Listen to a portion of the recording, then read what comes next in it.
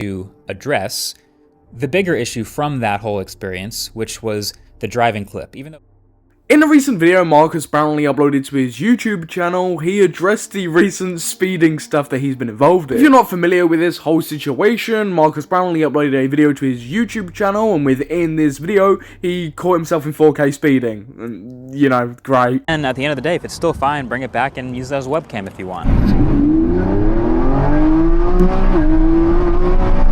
So I think the main thing that I've taken away from all of the fun that I've had with these little... I think this goes without saying why this is so absolutely ridiculous, right? Why it's an issue in the first place, and even more funny that this was then posted online. Now, due to all the backlash and controversy he received rightfully from this, loads of other clips came out of him like getting pulled over for speeding as well. Your license, insurance, registration, please.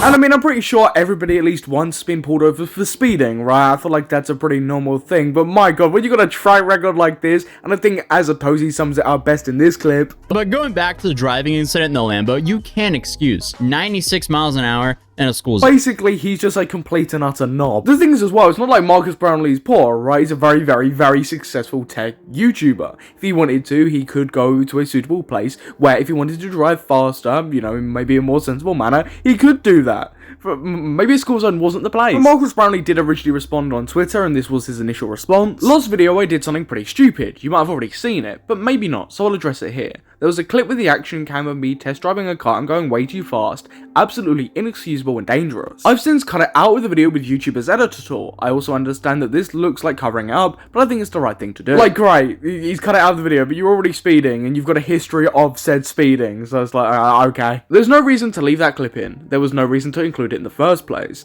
and I would never want to make it seem okay by leaving it in the video. I'm well aware of the Streisand effect, and I know everything on the internet lives forever, but I think that's the best decision right now. I'm going to say something pretty controversial and shocking here. Maybe you shouldn't have been speeding in the first place. Maybe don't worry about actually including it in the video itself, right? Sorry, me speeding was completely fine. I just shouldn't have put it in the video, right? I shouldn't have recorded my car. All I can do is apologize and promise never to do anything close to that stupid again. That's a terrible example to set, and I'm sorry for it. I mean, you got a track record of it, so you know, okay, I'll take that with a pinch of salt. But Marques Brownlee has now responded in a video, but not in the very stereotypical, like, okay, my response type thing. He's buried it in like a 2024 video where he flexes all the stuff he's done this year, right? Like, look at all the things I've been doing, and okay, yeah, I also sped this year. Sorry, let me address it. So without further ado, let's see what Marques Brownlee had to say. The driving clip, even though it's no longer in that video. So there was a clip in that video, since removed, of POV driving a Lamborghini and accelerating to over 90 miles an hour in a 35 mile an hour zone. It's just stupid. I mean, not only is it stupid, it's really funny that you filmed it and then posted it onto your YouTube channel, right? Well, maybe address that bit as well. The utter stupidity you had to have to put that in. Speeding and committing a crime's one thing, but filming it and putting it in a YouTube video is a completely another thing. I think that's more criminal. And dangerous. Not just for the actual act, which was stupid and dangerous, but also for the potential precedent that it could set. Because like we've said, I know people watch these videos, and for someone to watch that and think that it's okay. I mean, I think most people when watching that clip was just concerned that you were speeding in the first place, and then it seemed like you've got a history of speeding. I think that's what people were more concerned about, not the fact that you'd put it in the YouTube video in the first place. That's just kind of funny. I think what he's been trying to do here is just trying to build a case of, this is why I removed it from the video. Definitely not because it makes me look bad, because I'm trying to protect my audience. Okay, so I apologized.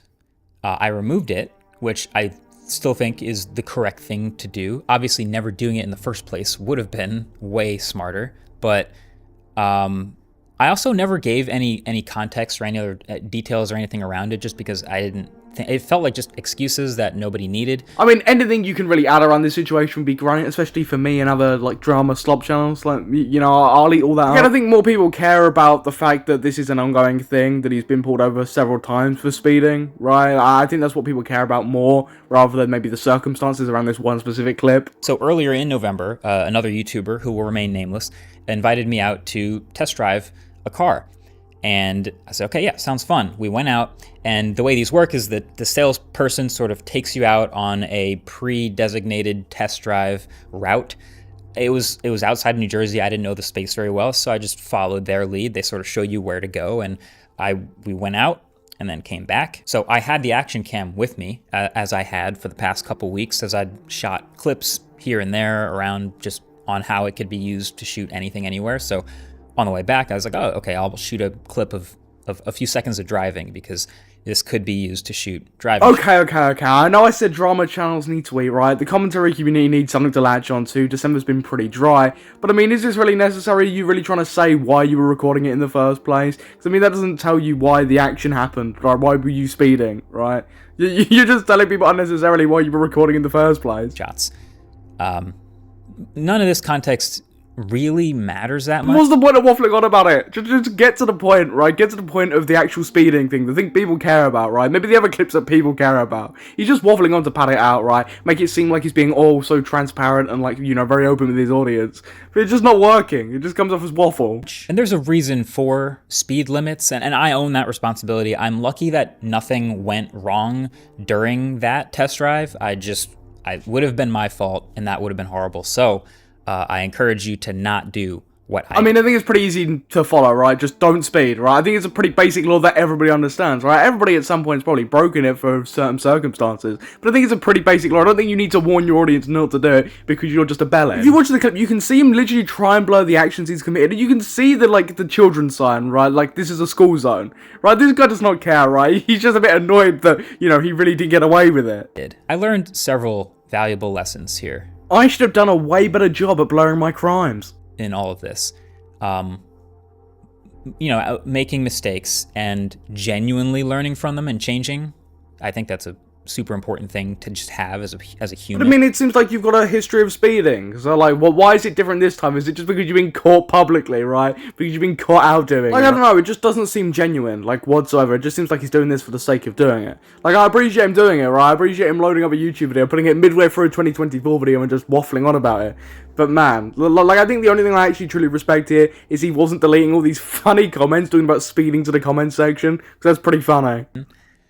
And then also as the responsibility that I have as a very visible creator, and that people look up to what I do and what we make as a team.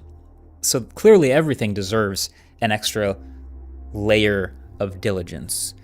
And again, that the publish button is very... I've got a thing for you. Maybe just don't speed. I feel like there's, like, overemphasis on the fact he's published this to his audience, right? His audience of impressionable teenagers, right? It's like, come on, bro. Like, I think people more care about the fact you sped. Like, it's reckless and dangerous behavior, but it just seems like here he's building a case for why he edited out the video, right? That, oh, I was trying to protect my audience. That's what it seems like. It doesn't come across as genuine or sincere or whatever. And that's it. After that, he just moves on. He doesn't address all those other clips or whatever, and I didn't really expect him to because that would make him look 10 times worse for his genuine audience, and he doesn't really want to do that. For everybody watching, what was your thoughts on Marques Brownlee's response here? Did you think it was genuine? Did you actually take anything of worth from it? Comment down below your thoughts on it all.